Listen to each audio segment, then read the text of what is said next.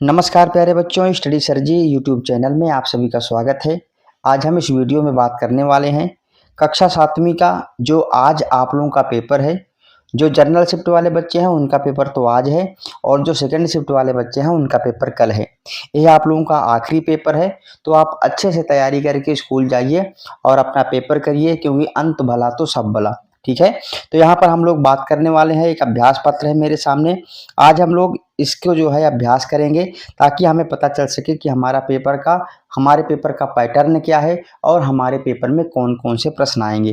देखो, मैं आपको पहले ही बताता हूँ बेटा, जो वीडियो हम लेकर के आते हैं उसी पैटर्न में पेपर भी होता है और बहुत सारे प्रश्न एज इट इज हमारे जो है प्रश्न पत्र में रिपीट भी हो जाते हैं। तो आप लोग स्किप मत करना बिल्कुल वीडियो। यदि आपको थोड़ा फास्ट देखना है तो थोड़ा वीडियो फास्ट कर सकते हैं, लेकिन स्किप बिल्कुल मत करना, क्योंकि यही प्रश्न पत्र आपके पेपर में आने वाला है। बहुत सारे प्रश्न आपके पेपर में यही रिपीट होने वाले हैं। ठीक है, तो आइए वीडियो को शुरू करते हैं। आप सबको पता है कि आपका जो पेपर है वो जो है 4 खंडों में बटा होता है। ठीक है, तो पहला जो खंड होता है बेटा वो अपठित अवबोधन का होता है। इसमें एक पैराग्राफ होता है, उस पैराग्राफ को पढ़ने के बाद हमें आंसर देना होता है। तो देखिए आपके प्रश्न किस प्रकार के आते हैं।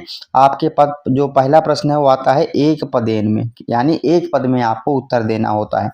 इसमें हमारा पहला प्रश्न क्या है, कस्य भक्ति ही देशभक्ति कथ्यते, किसकी भक्ति को देशभक्ति कहते हैं। तो जब हम लोग पढ़ेंगे अपना पैराग्राफ तो देखिए पहले ही लाइन में लिखा देशस्य भक्ति देशभक्ति कथ्यते। अब देखो आपको करना क्या है, इसका उत्तर कैसे देना है। आपको क्या करना है प्यारे बच्चों, आपको पूरा जो है पूरी लाइन पढ़ना है। अब देखिए आखिरी के 2 शब्द उठाना है और हमें अपने पैराग्राफ में ढूंढना है। तो देखो देशभक्ति कथ्यते मिल गया। अब आपको क्या करना है, एक पदेन में लिखना है। तो एक पदेन के लिए आपको क्या करना है प्यारे बच्चों, देखिए जो बातें यानी जो शब्द आपके प्रश्न में दिया गया, जैसे कथ्यते दिया हुआ है, यहाँ पर ध्यान से देखिए, यहाँ पर कथ्यते दिया हुआ, देशभक्ति दिया हुआ है और भक्ति दिया हुआ। ठीक है, कस्य क्या है, आपका प्रश्न है, तो इसका मतलब क्या है। देखो भक्ति प्रश्न में भी है तो कट गया, देशभक्ति प्रश्न में भी है तो ये भी हमारा उत्तर नहीं होगा, कथ्यते प्रश्न में भी ये भी हमारा उत्तर नहीं होगा। एक ही शब्द है देशस्य कस्यो, तो हमारा आंसर क्या हो जाएगा प्यारे बच्चों, देशस्य जो है आपका आंसर हो जाएगा। अब देखिए सैनिकाः देशहिताय कान त्यक्तुम इच्छन्ति। अब देखिए त्यक्तुम इच्छन्ति, आखिरी के 2 शब्द पकड़ना है और हमें क्या करना है प्यारे बच्चे, अपने पैराग्राफ में ढूंढना है। तो कहाँ पर है, देखो त्यक्तुम इच्छन्ति। ठीक है, अब देख लीजिए बेटा यहाँ पर क्या दिया हुआ है, कान। देखो देशहितान सैनिकाः देशहिताय त्यक्तुम इच्छन्ति। ठीक है, अब देखो यहाँ पर क्या क्या करना है, इसका एक पदेन में ढूंढने के लिए देखो क्या करना है, त्यक्तुम को काट दीजिए, इच्छन्ति काट दीजिए। ठीक है, सैनिकाः काटिए, देशहिताय काटिए। अब क्या बचा है, देखो स्वप्राणान, क्या बचा, स्वप्राणान और अपि बचा, तो अपि को हटा दीजिए। हमारा आंसर क्या हो जाएगा, स्वप्राणान। ठीक है, तो देख लीजिए स्वप्राणान आपका उत्तर हो जाएगा। अगला प्रश्न है कया एव सैनिकाः देशहिताय स्वप्राणान अपि त्यक्तुम इच्छन्ति। अब देख लीजिए फिर से, देख लीजिए वही वाली लाइन दी गई है। ठीक है, तो यहाँ पर आ गया कया, तो कया क्या कहा, कया के मतलब देखो पूरी लाइन जब पढ़ोगे तो सारी बातें क्या हो जाएंगी प्यारे बच्चों, कट जाएगी, सिर्फ देशभक्ति भावनया आ जाएगा। ठीक है बेटा, जिस विभक्ति में प्रश्न होगा उसी विभक्ति में आंसर हो जाएगा। कया क्या तृतीया विभक्ति है, तो देशभक्ति भावना भी तृतीया विभक्ति का यहाँ पर आ जाएगा। ठीक है, अब देखिए जननी जन्मभूमिश्च स्वर्गादपि गरीयसी, जननी जन्मभूमिश्च कस्मादपि गरीयसी। तो जब आप इस पंक्ति को देखोगे तो बीच में क्या मिल जाएगा आपको, स्वर्गादपि। देखिए ठीक है, ये देखो ये भी तीनों प्रश्न में दिया गया, सिर्फ स्वर्गादपि नहीं दिया गया, तो यही आपका जो है आंसर हो जाएगा, स्वर्गादपि। समझ में आ गई बात। अब हम बात करते हैं एक पदेन पूर्ण वाक्य में जो उत्तर देना है आपको। तो पूर्ण वाक्य में बिल्कुल आसान होता है, नरस्य कदा जीवनम निष्फलम अस्ति।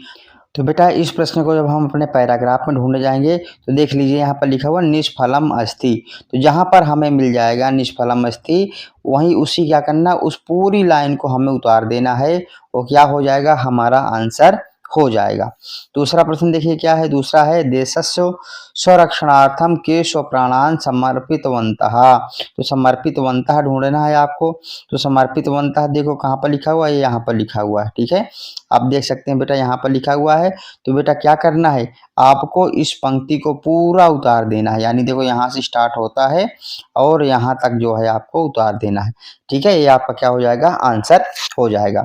आइए अब हम बात करते हैं बेटा निर्देशानुसारम उत्तरत्व। सबसे पहले देखिए क्या है, इच्छन्ति इति क्रियापदस्य कर्तृपदम किम प्रयुक्तम।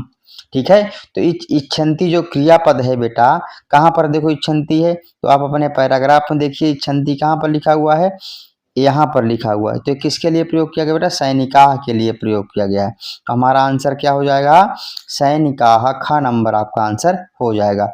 हृदय में आपको विभक्ति बताना है बेटा।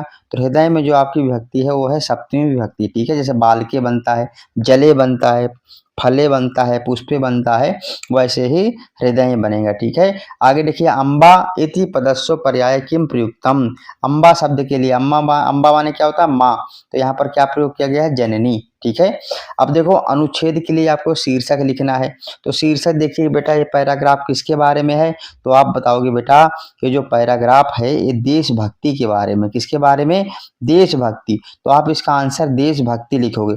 अगर आपको नहीं पता कि आप शीर्षक कैसे लिखना है, तो मैं आपको एक बात बताता हूँ बेटा, आपको क्या करना है, अपने पैराग्राफ की जो पहली पंक्ति है उसे आपको उतार देना है, उसी में जो है शीर्षक मिल जाएगा। ठीक है, अगर आप ढूंढ पा रहे हो तो अच्छी बात है, नहीं ढूंढ पा रहे हो तो पैराग्राफ की पहली लाइन उतार देना। ठीक है, अब हम बात करते हैं चित्त वर्णन।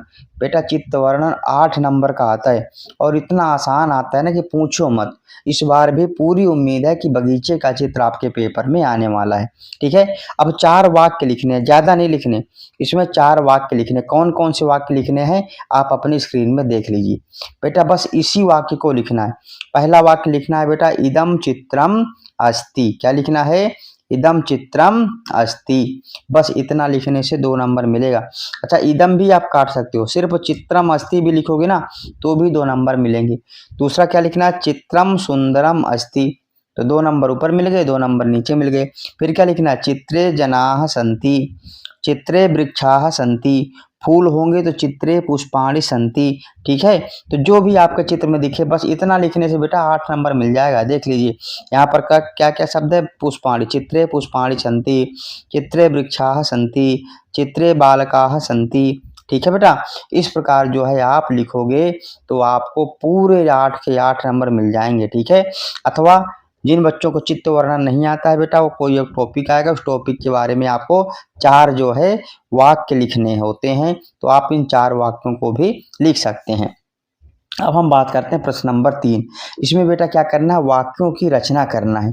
अच्छा, वाक्यों की रचना करने से पहले मैं आपको यहाँ पर दिखा रहा हूँ, इसको जरूर याद कर लेना बेटा। जो आपकी स्क्रीन में आप इस समय देख पा रहे हो उसे जरूर याद कर लेना। ठीक है, देखो बेटा, सा के साथ हमेशा क्या आता है, ती आता है, तौ के साथ तह आता है, ते के साथ हमेशा अंति आता है, त्वम के साथ सी, युवाम के साथ थ, युजम के साथ थ, अहम के साथ हमेशा आमी, आवाम के साथ आवह, वयम के साथ आमह।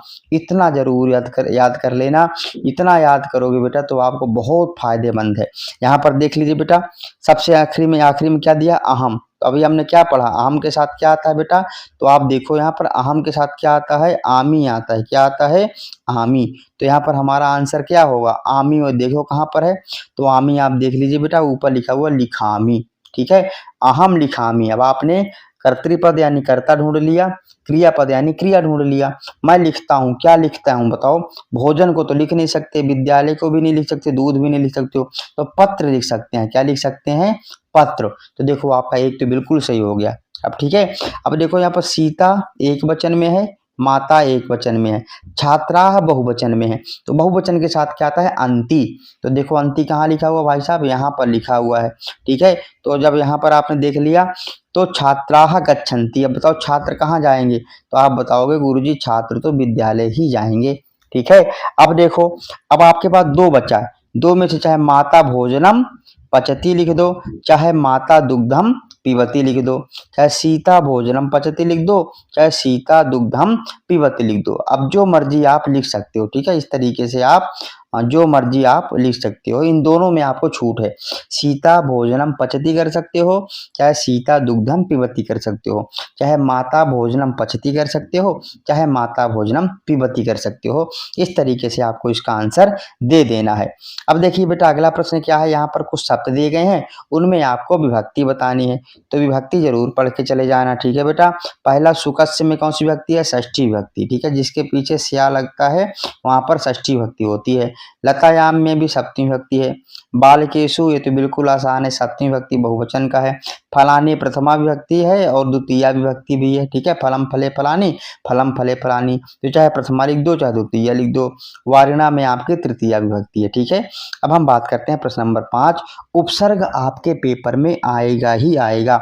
मैं एक बात बताऊं, जब कोई प्लस होता है ना तो प्लस हटा दो, बस वही आपका आंसर है। देखो यहाँ प्रभवती है ना, तो प्रभवती में क्या लिखो, प्रा लिख दो, और आपका जो प्लस है उसे हटा दो, भवती जोड़ दो, क्या बन गया, प्रभवती, आपका आंसर हो जाएगा। यहाँ देखो जोड़ दो, क्या बन जाएगा, संचार, समाज, समचार। ठीक है, यहाँ पर देख लीजिए बेटा, जब अलग अलग करना है तो देखिए अनुजमा शरणम। ठीक है, अलग अलग अपजमा नयति। ठीक है, संकल्प को समजमा कल्पहा। कितना आसान है। ठीक है, 4 नंबर आपको बिल्कुल फ्री मिलने वाले हैं। उसके बाद बेटा 1 से 50 तक संख्या जरूर पढ़ के जाना। ठीक है, अब देखो बेटा 23 को क्या कहते हैं, तो यहाँ पर आपको क्या करना, ढूंढना है बेटा। 23 को क्या कहते हैं, यहाँ पर देखिए त्रयोविंशति। 17 को क्या कहते हैं, सप्तदश। ठीक है, 42 को क्या बोलते हैं बेटा, द्विचत्वारिंशत्। 37 को सप्तत्रिंशत्। 4 को बोलते हैं चत्वारः। इस तरीके से आपको क्या करना है, अपना आंसर लिखना है। अब हम बात करते हैं प्रश्न नंबर 5। प्रश्न नंबर 5 में बेटा क्या शब्दार्थ दिए गए हैं। शब्दार्थ के लिए सबसे बड़ी बात है ऑप्शन दिया गया। चुप रहने के लिए क्या बोलते हैं बेटा, तूष्णीम। तूष्णीम माने चुप रहना। ठीक है, वाणी से, कहाँ पर वाचा, देखो वाचा आएगा दूसरे नंबर पे। ठीक है बेटा, फिर से लिख देता हूँ, देखो यहाँ पर वाचा आ गया दूसरे नंबर पे।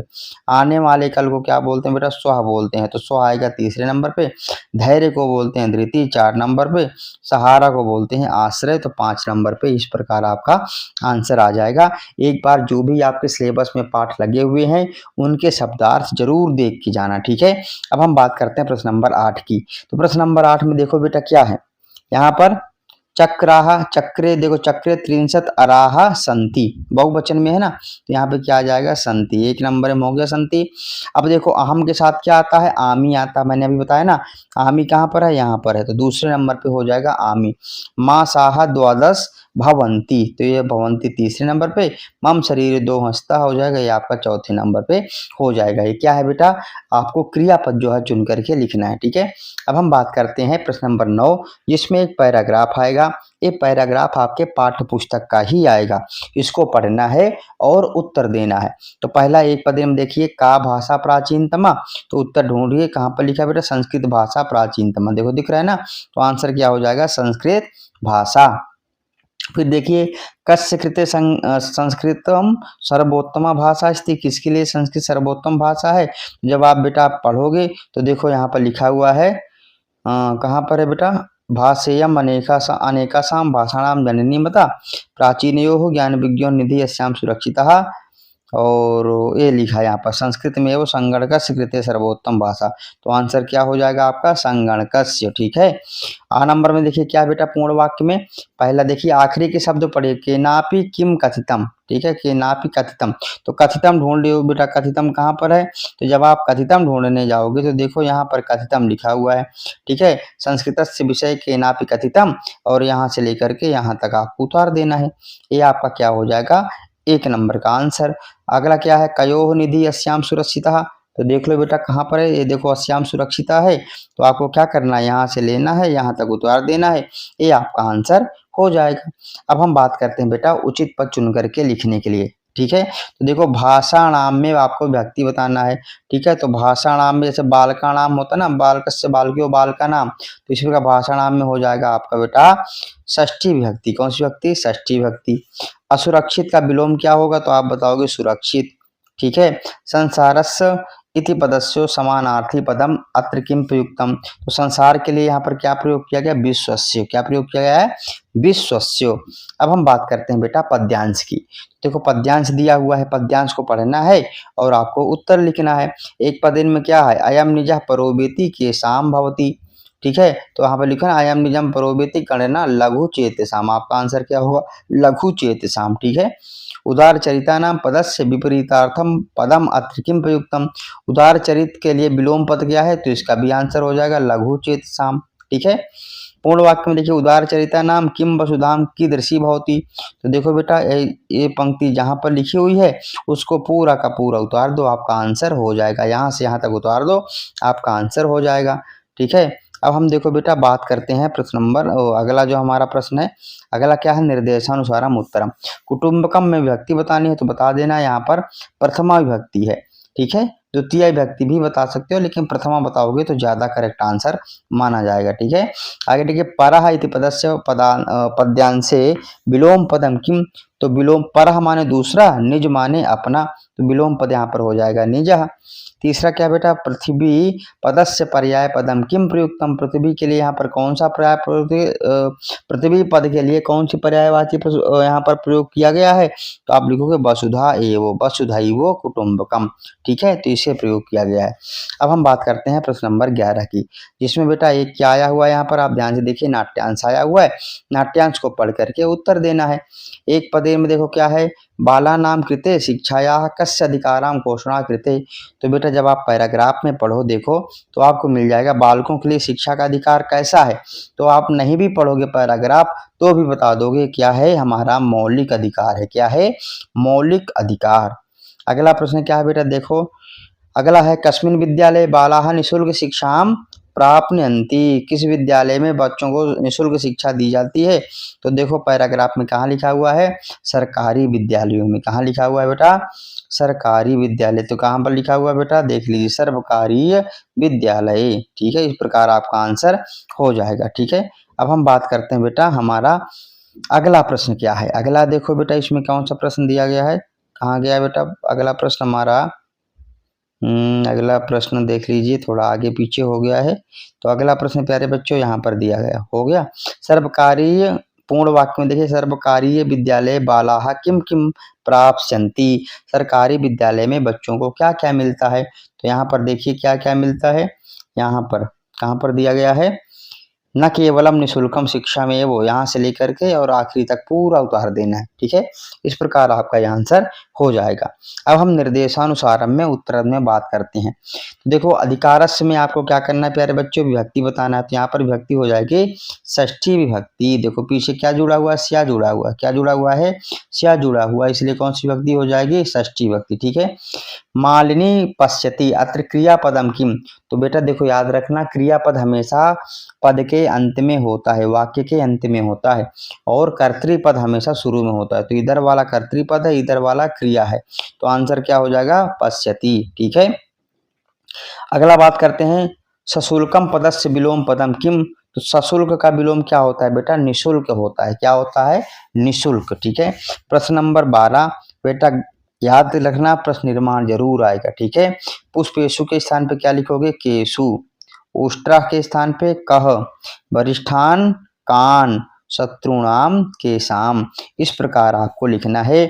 और अंत में आता है प्रश्न नंबर 13 प्यारे बच्चों 2 श्लोक जरूर याद करके जाना, अगर आपको श्लोक नहीं याद तो आपके अंत में जो लालन गीतम जो आखिरी चैप्टर है उसकी 4 पंक्ति 2-2 लाइनें जरूर याद करके जाना, क्योंकि आपके पेपर में 2 श्लोक लिखने के लिए आते हैं, और ये दोनों श्लोक बेटा अगर आप लिखते हो तो इसके लिए आपको 4 नंबर मिल जाएगा, ठीक है। तो 4 नंबर बिल्कुल पक्के करके जाना, 2 श्लोक याद करके जाना, इस प्रकार अगर आप तैयारी करके जाते हो बेटा तो आशा करता हूँ आपके बहुत अच्छे नंबर आएंगे, ठीक है। तो यदि आपको ये वीडियो पसंद आई हो तो इस वीडियो को अधिक से अधिक शेयर करिए, और यदि अभी तक आपने हमारे चैनल को सब्सक्राइब नहीं किया है तो चैनल को सब्सक्राइब कर लीजिए। वीडियो देखने के लिए आप सबका बहुत बहुत धन्यवाद।